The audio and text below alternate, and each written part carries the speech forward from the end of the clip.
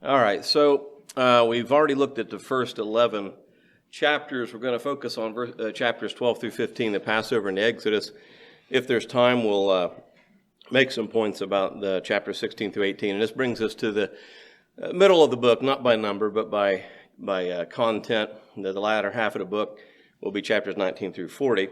And so what leads us up to this, the Passover, it was the plagues that had begun. There were actually 9 of the 10 plagues had gone by before we get to the point of the Passover. And the Passover instituted the night before the 10th plague actually had been enforced.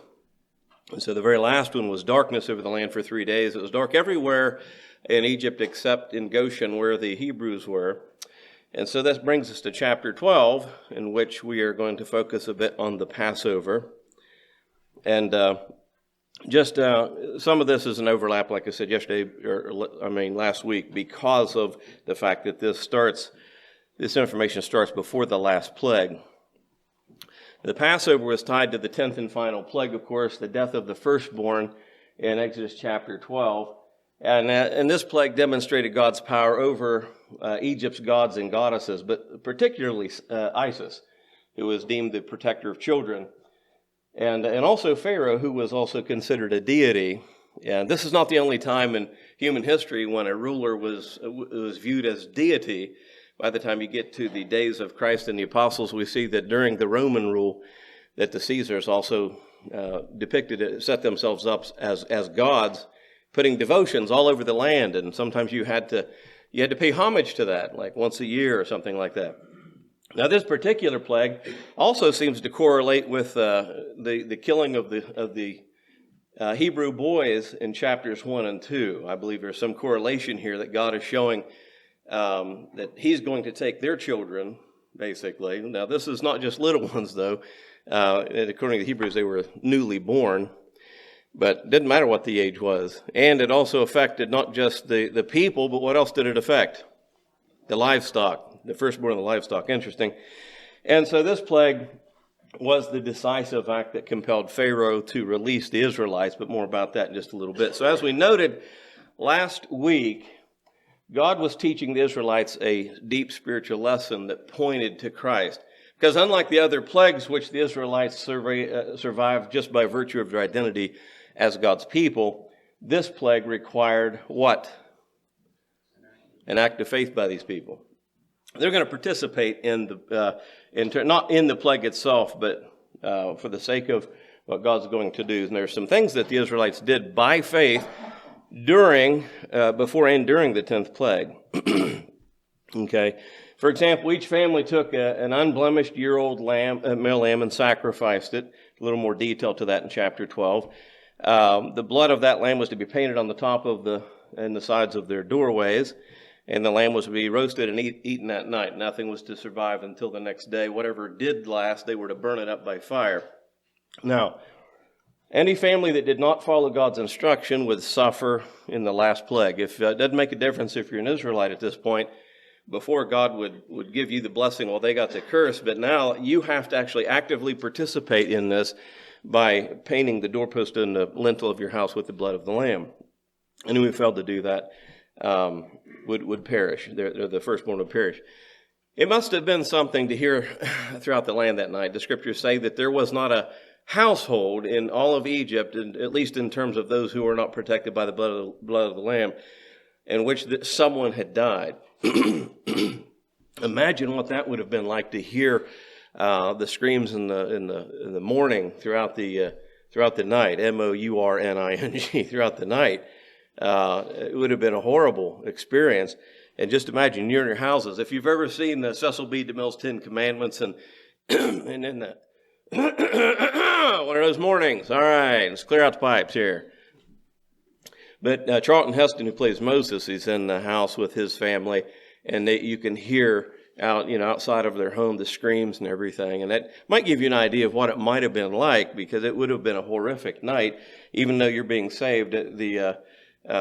Just the thought of people dying around you like that because of God's wrath, I'm sure was very sobering for even the Israelites. Now, Now, the 10th plague, how God's judgment would unfold. God would send his destroyer through the land of Egypt in order to slay the firstborn in every household, again, whether human or animal. And the blood on the door was the only thing that protected them. And when the destroyer saw the blood, he would then pass over that house and leave it untouched. And of course, we read that in Exodus 12, verse 23. For the Lord will pass through to strike the Egyptians. And when he sees the blood on the lintel and on the 2 doorposts, the Lord will pass over the door and not allow the destroyer to come into your houses to strike you. And so you can get the idea that he's talking about passing over here. Now, Passover's institution, which was here in chapter 12, and like I said, it's right before the 10th plague, and this is something that would be observed throughout the generations from that point forward. It says forever, but then by the time of Christ, we see that Christ actually is the fulfillment of all of these things, as he is every major feast, Pentecost and the Feast of First Fruits, all of that. He was the person or the one thing that all of those things were pointing to, and he fulfilled all of those things. We don't keep a Passover in Christ today because that has been fulfilled in Christ, and there's more to that story a little bit later. So it goes to show you that sometimes words in English in our Bibles don't always mean literally. When it says you'll keep this forever, evidently he meant until the fullness of time and not until the end of time. And that shouldn't shock you, because there's other words that we read in our Bible, and sometimes all means all, and sometimes all means majority, or whatever. It just depends. The context will always bear that out. Now, you won't be able to read it in one verse that, forever means this. You harmonize everything you can learn about the Passover, its directives. You go to the New Testament and see where that would have been observed even by Paul. You notice he would observe those feasts, but it wasn't necessarily for the sake of observing this feast, evidently, but rather to get his foot in the door with his kinsmen according to the flesh and teach them from the Old Testament scriptures about the Christ. And so anyone who says, Paul was a keeper of the Sabbath, for example, he went into those places on the Sabbath. He kept them in a sense, but this is the same Paul that says in Colossians chapter 2, essentially, don't let anyone judge you for not keeping the Sabbath. So just to give you an idea that this was to happen perpetually throughout their generations until Christ, at the least until Christ. So it was instituted by God as a commemorative event to celebrate Israel's deliverance from Egyptian bondage. Okay, so there was the lamb that was selected. Each household was to select a spotless lamb, symbolizing innocence and purity at the very least. There in verses 3 and 5 through 5 of chapter 12. Blood on the doorpost. The blood of the lamb was applied to that on each home as a sign for the angel of death to pass over, and we put that in quotations because that's very significant. Unleavened bread, it mentions that they would take bread and their dough in their kneading bowls, but when they would bake the bread, they would not allow it to rise. They would not allow any leaven to actually be in the house as per the commandment of God. And they were to eat this unleavened bread, symbolizing the haste of their departure. Now, if anyone has made bread, you know that it takes some time for the dough to rise when you put the yeast in that. And I suppose technically they might have actually had the time for that to happen. That wasn't the point, though. They would be leaving in haste, but they wouldn't be leaving right away. They had to survive the night in the house. And the bread could have risen easily and baked perhaps by then, I suppose. That wasn't the point. The point was that you're going to be leaving in haste, and it's emblematic of the haste. Okay, so unleavened bread is associated with their rapid departure from bondage. And then it talks about bitter herbs. We don't say much about the bitter herbs, but they were to eat bitter herbs. And these symbolize the bitterness of their slavery in Egypt. That was specifically what it was. I don't know about you, but I could enjoy something roasted on fire. I can do that, yes. We think of all kinds of things that have been on the grill or open flame or something like that. Why, even a Whopper sounds good, doesn't it? Or was it the DQ Brazier, whatever it was, that burger, open flame? That sounds good. You got me on that. I can even eat that unleavened bread. I could probably enjoy that. Bitter herbs? Now, to me, that's a deal breaker on the meal. But this isn't just any old common meal, though. Everything that they were to eat was an important symbol of something here. And this one had to do with 430 years of their captivity. Not only does Galatians 3:17 indicate it's 430 years, but the text specifically mentions it's 430 years in the Exodus account. So when we look at these things, that's a long time. And these people in the youngest generation were not alive when this first happened. None of these people were 400 years old. So this is a whole other generation later, and their children, that they're going to eat of these bitter herbs. Now these herbs, although the Bible doesn't say specifically, the first Passover's bitter herbs likely consisted of greens such as wild lettuce, watercress, endive, chicory, cumin, dandelion. These might have been some. Now, these are grown and readily available in Egypt now. To suggested that these would have been in that time too, but I can't go back in time travel and find that out. But I do know Jewish tradition specifies some things. Endive, chicory, wild lettuce, and nettles among the herbs that can be eaten. And in present day Passover cedars, and that just means feast, okay? They include horseradish and lettuce are commonly used bitter herbs, evidently that bitter lettuce. Now, horseradish, anyone here love horseradish? There's a few nuts out here in the crowd that like... No, it's like horseradish could be okay, but if you just ate that, I mean, it's really strong. It's really strong. But a lot of people like something that's real bitey. Might make your eyes water, you know. But you get the idea of what that might be like. And clearly that you liked it means it's edible and you survive. And these people were to eat perhaps something like that. At least the traditional meal would incorporate that. So in Numbers 9 and verse 11, it goes to show that the generations that would come and go, this would continually happen and they would be eaten together. Okay? And the 14th day of the second month at twilight, they may keep it. They shall eat it with unleavened bread and bitter herbs. And it is like you keep this meal together, and I want you to take every part of this, the emblems, if you will. Now, through this, I've been tempted to make these, points to Christ the whole time. But the same thing with the Lord's Supper. I will pause to say this here. We don't just partake of the fruit of the vine. We partake of the unleavened bread with that. We do them separately but together. In other words, we take one at a time, but we do it in the same setting, right?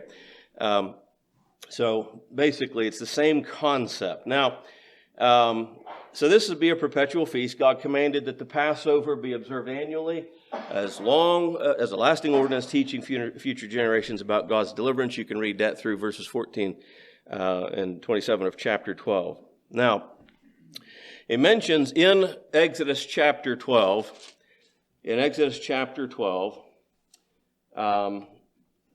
says on verse 3, if you have your Bibles open to Exodus 12, verse 3, speak to all the congregation of Israel, saying, on the 10th day of this month, every man shall take for himself a lamb according to the house of his father, a lamb for his household.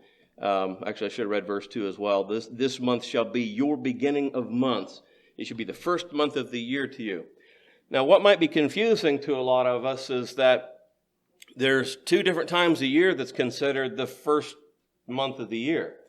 Now, in our world, what's the first month of the year? We're approaching it quickly. January, it's always the first month of the year. If I told you that, no, it's like April, that's the first month of the year, you'd think I was a little crazy.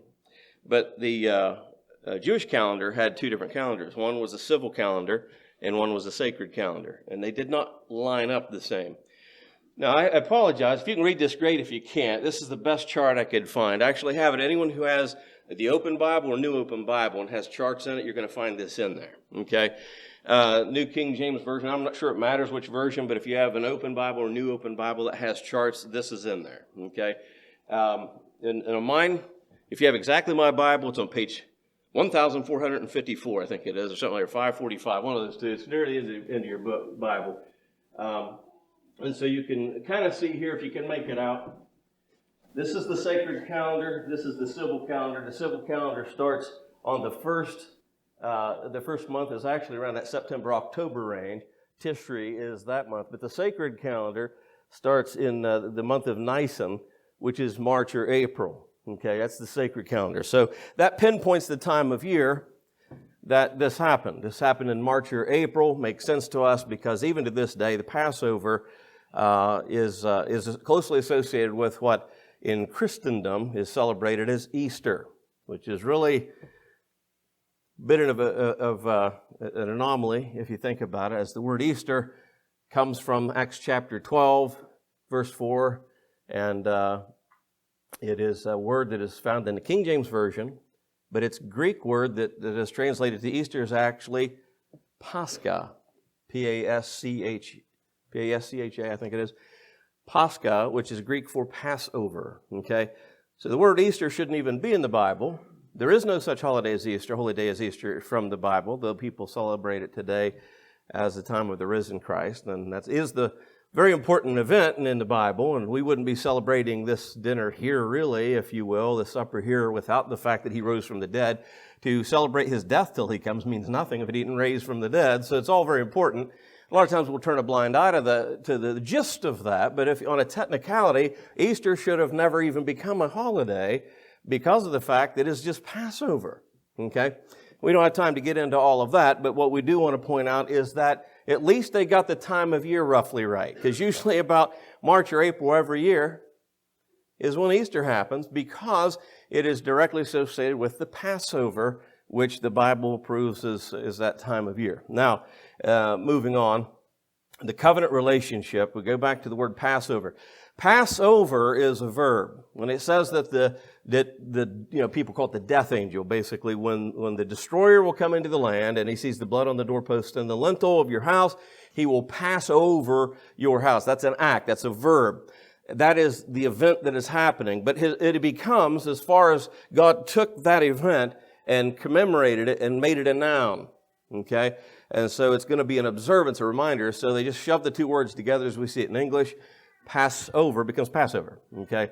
And that's just as simple as I can say that. 1 Corinthians 5 and 7 teaches that Jesus became our Passover when he died to deliver us from the bondage of sin. Paul says, therefore, purge out the old leaven, talking about the old leaven of sin, that you may be a new lump, since you truly are unleavened. In other words, sin is leaven, okay? To be sin-free is to be unleavened. For indeed, Christ our Passover sacrificed for us, but he says, since you are unleavened, that's how the sacrifice of Christ even benefits us, is because of we're unleavened in terms of sin. And so John 1 and 29, when John says, behold the Lamb of God who takes away the sin of the world, I want you to think of the lamb that was without spot and blemish in Exodus chapter 12, the lamb that was to be selected to be slain. And it would be directly in correlation with saving them from death.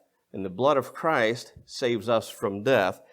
He died to save us. And so it was from this annual observance also that Jesus instituted his supper, that is to be observed perpetually, evidently till the end of time, till he's coming again. And we read about one such place. All the Gospels all pretty much talk about this. There's the same event is written slightly different, especially with Mark and Luke.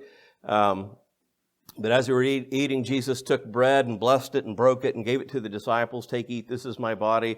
And he took the cup and gave thanks and gave it to them, saying, drink from it, all of you. This is my blood of the new covenant, which is shed for many for the remission of sins. And the emblems that he took, the bread and the cup, were the emblems that was the food and the drink, partly, as there was more, obviously, that was involved in the meal. But those were the two elements that he took and separated out from the Passover meal that they observed 2,000 years ago to institute his supper. And so the closest we'll get to having a Passover feast is that right there. That's it right there, Lord's Supper, okay? Now, as Christians, that is. So every detail of the inaugural Passover pointed to Christ. The sacrifice of his blood on the cross set us free from bondage to sin and death, which you can read about in Romans 3, in Ephesians 1:7, Colossians 1, 21, 22, Hebrews 9, and verse 12, if you're taking notes. By the way, if you're taking notes and I'm blasting through these charts too fast, I can always supply you with my outline later. All right. And then similar to God's victory over Pharaoh and the Egyptian gods and goddesses at the cross, the only true and living God conquered the father of all false gods, which is Satan. So there is no greater victory than at the cross. This is a huge victory over Egypt. And God could have done it all at once. He could have just like, well, I'm taking my people out of Egypt and marched them on out. But he did it this way. And it's interesting, too, because we read about how many times, we talked about this a bit last time, is how it says God hardened Pharaoh's heart, but it also says that Pharaoh hardened his own heart. And everyone has free will. The Bible teaches that. We established that just very briefly last week. We have free will. We've talked about it before. We have free will. But if we're bound and determined to be so hard-hearted against God, God will use that to His advantage. And He used the hardness of Pharaoh's heart to bring about His purpose. And the more that He would provoke him, and if you think about it, that's very easy to do between humans too. I know that that's something that galls him or her, and I'm just going to keep pushing the buttons until they react the way I want them to, and then I'm going to, aha! And and people manipulate people all the time that way. Now, God didn't manipulate in some evil way. What He did do is He gave him every opportunity to repent. He gave him at least 10 opportunities to repent through the plagues. And what's interesting, too, is when some of the plagues had happened, it says that Pharaoh was broken to the point where he acknowledged that he sinned. I think at least twice he did that. And there was a couple times where he acknowledged he was on the verge of his hard-hearted, the collapse of his hard-heartedness, and maybe finally see it. But as stubborn will goes, he's the ruler, and he reminded himself, now wait a minute, I am God. That's what he's basically saying. And he would harden his heart again, and then God would send another plague. And it got really bad. So you remember last week we talked about how those plagues, when they came, when they were coming, it started real easy. In fact, the miracles, the very first thing that Moses did to show the power of God was to throw down his rod before Pharaoh and his magicians. And Pharaoh called his magicians. And tell us again, what was it that they did to counter that? Mentioned it, I think, last week. They threw their rods down, and his became a serpent, and theirs became a serpent. Well, it seems like, you're no different. You're a sleight of hand. You're a charlatan, basically. But what notable thing happened at that time? All these rods, staffs become serpents. And what happened, though? Yes, Moses' serpent swallowed up all the other serpents, and they picked it up, and it became a rod again. There's no rods laying on the ground. Okay, that was pretty notable. Theirs couldn't do that. And he started at that very low level, kind of down at their level of magic, and then it escalated. He turned the water into blood, and they tried to mimic that. They tried to mimic it up till the time that they got to a point where they could not. About the fourth plague, they couldn't mimic it. And even the Egyptians said, this is truly the finger of God. They tried to tell him 1/3 of the way through the plagues, essentially, that you need to let these people go. Okay? And it just got worse and more powerful and more scary, worse, more powerful, more scary, and ultimately resulted in the death of the firstborn over all the land of Egypt. I mean, it should strike them at one point when Pharaoh, especially when things were happening to them and not to the Hebrews. Remember, we looked at that scripture that says that he actually sent a delegation to go check out and see, are they suffering like we are? And they're like, nope. It was total darkness over all the land. Except in Goshen, there's light. Who does that? There's no anomaly to that. It is this complete light in the midst of all this darkness. And this darkness evidently was not like some kind of eclipse that we've experienced. That is kind of dark, but I can still see. The darkness that they experienced was this like utter darkness that you couldn't cut with a knife kind of thing. By the way, that'd be the same darkness that covered the land for 3 hours when Jesus was on the cross. People try to say it was an eclipse. An eclipse we've experienced. What they experienced on that day when Jesus died, from the 6th hour to the 9th hour, darkness covered the land. It was that level of darkness. That is to be understood to be a correlation to what happened in Egypt. 3 days there, 3 hours here, but nonetheless, same kind of darkness. You could not see squat, evidently. So it was a really big deal. Now we get to the point where they're going to leave. We're going to the Exodus portion of this. And this is the freedom of the Israelites. Finally, after over 4 centuries of bondage. So liberation from Egypt. The Exodus signifies God's direct intervention to fulfill His promises. Remember, some might have even forgot about this. I'm sure the Hebrews in Egypt might have thought all those promises, if they knew of them at all, Abraham, Isaac, and Jacob, but we've been forsaken and forgotten in this land. That would be a recurring theme among captives. We could read about that in the prophecies as well, and in the Psalms, whenever there would be another generation of Israelites that would go into captivity. But God did not forget. He did not forget. He's going to bring it about. It is in His time. God's going to bring it about, and they would come to know His power, His protection, and His plan as we noted last time. So there's this departure in haste. Okay, the Israelites left Egypt in haste, again, taking unleavened dough. And the wealth of Egypt, as God had promised. God told them that before you leave, you will be taking the spoils of Egypt. You will be taking their gold and their silver. But what is interesting, though, is that they didn't take it by force. First of all, the Egyptians, they wanted them to go. You guys got to go. You guys got to go. Our lives have been a total distress these last, however long all this took place. Days, weeks, whatever. Maybe a month, who knows. How long did it take? It doesn't necessarily say. But however long it's been, it's been totally catastrophic for them. So they were eager for the Hebrews to go, the Egyptians. In fact, when it was this idea that there was a change of mind that the Egyptians should not let them go, it was only Pharaoh, it seems. It didn't seem that really, I think his Egyptians were like, this is the finger of God, okay? This is the real deal. So God was glorifying himself among all these false gods, including and especially the only supposed God that could speak, which was Pharaoh himself, and God was knocking him down every time. So when the time came, it says that the Hebrews asked them. Maybe one's going to leave. They wanted you to, you need to go. And it says that they asked the Egyptians for the gold and silver, and they would take it. And that was the spoils of war. They didn't take it by force. They readily gave them that. Keep that in mind for future study when we get to the point when God commands that certain things be built, and there's the Ark of the Covenant. It's going to be overlaid in gold. Where'd all that gold come from? Well, it came from Egypt. Okay, so that's one thing. Then there's the crossing of the Red Sea. God parted the sea and allowing the escape here of the Israelites. And of course, Pharaoh decides to pursue, and this was scary to them.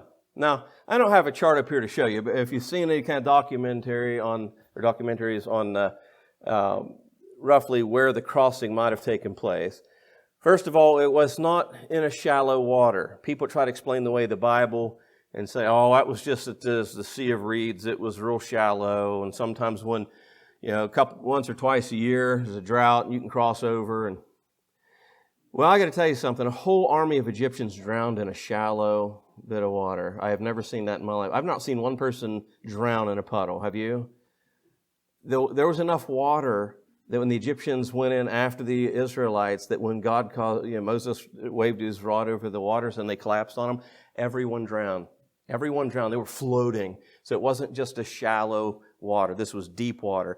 It says the walls of water. It was a wall to the Israelites on the right hand and on the left. A wall. I don't know about you, but I've never walked along the street and there was a curb there, a curb that comes up to just about my ankle, and I say, look at that wall. A wall is a wall. That's a wall. Okay? This is a wall. I don't know how deep it was, but it was deep enough to drown an entire army. Okay? All right, so it was a real scary prospect.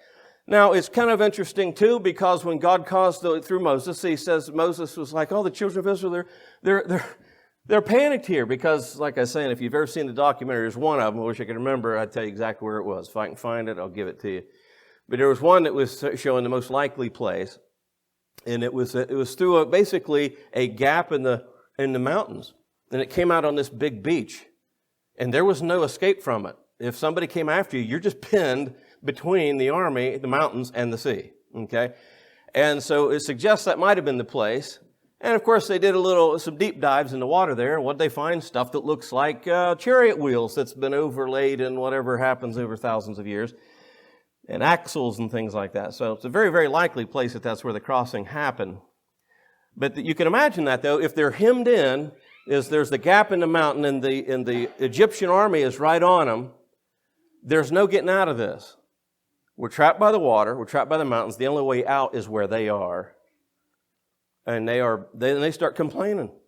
Look with me at Exodus chapter 14 and verse 10. And when Pharaoh drew near, the children of Israel lifted their eyes, and behold, the Egyptians marched after them. So they were very afraid, and the children of Israel cried out to the Lord. And then they said to Moses, because there were no graves in Egypt, you brought us out in the wilderness to die? Why have you so dealt with us to bring us up out of Egypt? Is this not the word we spoke to you while we were in Egypt? Let us alone that we may serve the Egyptians. For it would have been better for us to serve the Egyptians than what we should die in the wilderness. And I love Moses' response in verse 13. It says, Moses said to the people, do not be afraid. Stand still and see the salvation of the Lord that he will perform for you this day. For the same Egyptians whom you see today, you will see again no more forever. The Lord will fight for you. And I love this part. And you shall keep your peace. The Lord will fight for you, and you shall keep your peace. So he waves this wand as he stretches out his staff over the sea, and it goes back. And it says a strong east wind blew all night, basically making a trench through the sea, and that caused the ground to be dry ground. Could God have done that quicker? Is there a time he did do that quicker, at least on a smaller body of water? There's a couple times when it happened. Remember when Elijah went up in the fiery chariot and then his cloak fell, his mantle fell, and Elisha picked it up. And, this is Elijah's mantle. And, is God with Elisha the prophet? And he taps the water, whoosh, dry ground, walks across. Whoosh. Wouldn't you love to do that? Remember when the Israelites were crossing the Jordan to take the land of Canaan later?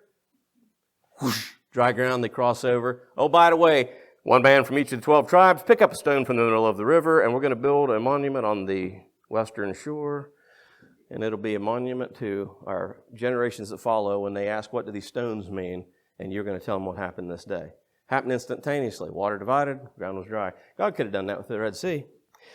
But evidently, he let this happen all night, at the very least, to really test Israel's faith. Because all they do is complain, and they complain since they've been out, and that trend continues, right? And something else that's interesting too is that the scriptures say here that God was a pillar. He shows up all that night, and he's a pillar of cloud and a pillar of fire. Now later we read just a little bit later, when he leads them through the wilderness, he was a pillar of cloud through the day and a pillar of fire by night. And so when they travel, God led them. And whenever they would park it and they would pitch the tents and everything, God would be the flame and all that. God was always there. He showed himself. He manifested himself in this pillar. But what's interesting about this particular night is that at the same exact time, simultaneously, he was a cloud to one side, a dark cloud. In fact, it was so dark it says they couldn't even really see what they were doing or where they were going. But on the other side of this, he was a pillar that was fire. Guess which one was probably on Israel's side, The confusion was on the Egyptian side. But it says that the pillar was so substantial in the way it was made and that it was impossible really for one party to reach the other. Interesting because about the only other time that kind of terminology is used is in Luke chapter 16 when Jesus talks about when the rich man Lazarus died and there's a great gulf between them and they could not pass. And it says so that those from torment cannot pass over to paradise, to peace, and those from peace could not pass over to torment. And I always wondered as a child, why say that? Who in their right mind would be like, what's it like over in torment if I could just bridge over there? I never understood that, But all he's saying is just making a simple point. It's impassable. It can't be passed either way, okay? And that's what happened this night. With the pillar that was a cloud on one side and it was a fire on the other. It was darkness to one and light to the other, but it was such that the very presence of God was there. The one camp could not come near the other camp all that night. Okay. Now, you know the story. And if you've read this, that's why I want you to read before we get to the lecture, basically, is that the Israelites went through the sea on dry ground. And you'll notice that God wants that to be a recurring theme. He talks about, it mentions it a few times, how in verse of chapter 14, the children of Israel went into the midst of the sea on the dry ground, and the waters were a wall to them on the right hand and on the left. Just 7 verses later, but the children of Israel had walked on dry land in the midst of the sea, and the waters were a wall to them on the right hand and on their left. He already said this, okay? And it was just a few verses earlier. So you get the really distinct impression that God wants this to be known very well, exactly the conditions under which the Israelites crossed over. Now, the Egyptians were pursuing after them, and they were also on dry ground. It wasn't like they become muddy for them. But what God did do is He confounded their efforts. I'm going to ask a question. If you know it, answer it. What did God do against the Egyptians to slow their progress? Right. They drove them with great difficulty. And the people, you had commanders in the army complaining essentially to Pharaoh. He's complaining to the head power. It's like, truly, their God is against us. Okay? Nobody has seen these miracles. Nobody has seen this. This is impossible. It would be impossible to have gone through water like that, and there's a wall on the right hand and left. I don't know that they were going through, this is a daily occurrence, and they just buzzing through there. This is no doubt striking fear into these Egyptians. It struck fear in the Israelites. All right? This is something that no one has ever seen before. And when this was happening, and it was obvious that God kept them from the encampment of Israel all that night, they had them pinned in against the sea, and they couldn't touch them. All right? And then for a lot of the chariots, at least some of them, for the chariot wheels to come off, they drove them with great difficulty. Not only did it slow it down, but it was very demoralizing because it's very obvious you're about to lose this and it's going to be really bad. And of course, the waters come back over. In fact, this was to be repeated in Joshua chapter 2. Now, this is after 40 years, right? Because more than 40 years, really, technically, but it's about 40 years.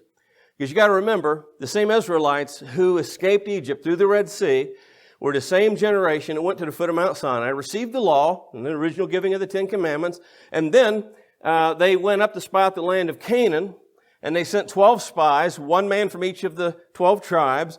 And when they came back, 10 gave a bad report, and only 2 gave a good report, Joshua and Caleb. Joshua and Caleb had the faith that they could take the land right then. But the other 10, still in that Egyptian mindset, why didn't we stay in Egypt? This is really bad. Talk about a bunch of Eeyores, you know. Oh, we always talk about Eeyore from Winnie the Pooh. It'll never work. We're all going to die. That was them. That was Israel. That was that generation of Israelites. And that was the 10 spies. And they came back, preachers of doubt, gospel of cant. And so the congregation of Israel bought it, and they disregarded Joshua and Caleb. And a lot of people died that day. And so God would curse them with wandering the wilderness as a punishment 1 year for every day they spied out the land. That's why it was 40 years, because they spied it out for 40 days. Joshua and Caleb would be 40 years older. Joshua would lead them into the land of Canaan. That generation would go over, but not the generation before them. They would wander until all of their carcasses fell in the wilderness, the scriptures say. And so, when Joshua and Israel, they take the land of Canaan, and they're about ready to take on Jericho, and they sent a couple spies, and they go there, and they come to this place. There was a prostitute, a harlot named Rahab, that lived there. Her house was on the city wall.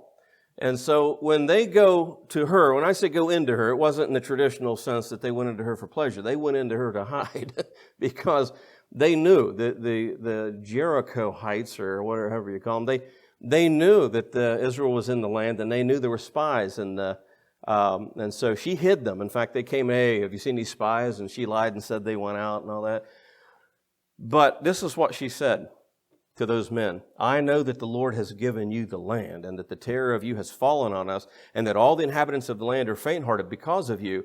For we have heard how the Lord dried up the water of the Red Sea for you when you came out of Egypt, and what you did to the 2 kings of the Amorites who were on the other side of the Jordan, Sihon and Og, whom you utterly destroyed. And as soon as we heard these things, our hearts melted. Neither did there remain any more courage in anyone because of you. For the Lord your God, He is God in heaven above and earth beneath. So the testimony of the Lord his reputation preceded him. And again, if it was a common occurrence for water to divide and people to cross, she wouldn't have said it. This is a very striking, stark thing, you know. Now, as it turns out, that crossing of the Red Sea was a baptism, Paul says in 1 Corinthians 10, verses 1 and 2. Moreover, brethren, I do not want you to be unaware that all our fathers were under the cloud and all passed through the sea. All were baptized into Moses and in the cloud and in the sea. It was a baptism. They were completely immersed, entombed in water, if you think about it. It suggested that the presence of God in the cloud was probably above them when they crossed the Red Sea. And what is cloud made out of? It's just vaporized water. You know. All right. Well, similarly, baptism into Christ is from death to life, just like that. And as Romans 6 and verse 4 talks about. So you can't have new life unless you have died first or gone through the burial. And, always remember that. Romans 6, verses 4 and 5 is probably the best verses to go to if you only have 3 minutes with a Calvinist, okay? Because it's impossible to walk a new life until you first die. And the only way that you can die to sin, to be baptized, be buried with Christ, and raised again to walk in a new life. New life comes after baptism, not before and without it. God's presence. God guided the Israelites with a pillar of cloud by day and a pillar of cloud of fire by night. As we mentioned, that takes us through chapter 13. And then there's that's the long and the short of it. This song, I will say this too, that there was a song that Moses had written. He spoke and it was written down. His one was longer. It's about 17 verses longer or 18 verses longer. And it's a song of triumph of God over Egypt. And it basically says it in a way of the triumph that God is always over all who oppose him. And then his sister Miriam gives a real short song saying essentially the same thing in verses 20 and 21. Sing to the Lord, for he has triumphed gloriously. The horse and its rider he has thrown into the sea. Okay. And so this was the great victory over their enemy. That is not just a common enemy. This was the most powerful enemy for over 4 centuries. They held them. The chapter 15 actually ends with a complaint by Israel, and they murmured a lot. And here's the first time you'll see a true murmuring. Well, other than before what are we going to do at the Red Sea? But even after that, and I marvel at this. They're like, there was no real good water. There was water there, but it was bitter water. They called it Mara. Mara actually means bitter, so they called that place Mara, that water Mara.